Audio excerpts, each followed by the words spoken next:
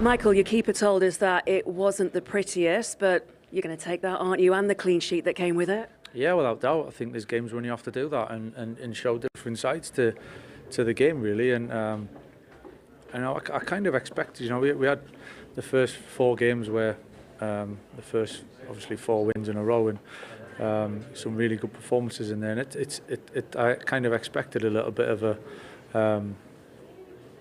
kind of period where we would have to find ourselves a little bit and find results. And what we did it to a point at West Ham, and we had to do it today. And that spirit, that sacrifice, that willingness to work for each other and as a team. I think the way we had to defend the box for the last spell of the game, everybody playing their part, and in the end, a clean sheet, fantastic, and a great win for us.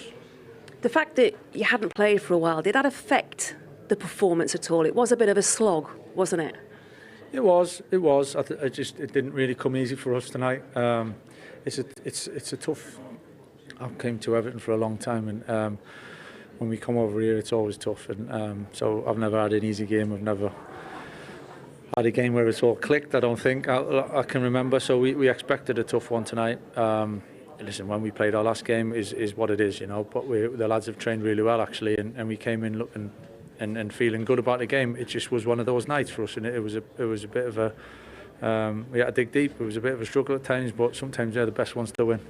You used the word click there. 3 summer signings, they all clicked, didn't they, for the goal? Yeah, it was a great move. We know we're capable of that. I think we've got players that can do that, and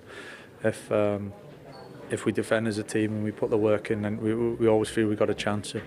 The clean sheet was just as important as the goal, but it was a fabulous goal, brilliant from Mateus, defending well, changing in the transition, and Brian picks out the pass, and for Ben it's just a really confident, strong finish, which I liked. It was fantastic, delighted for him again. He's made an impact again, and he keeps doing it.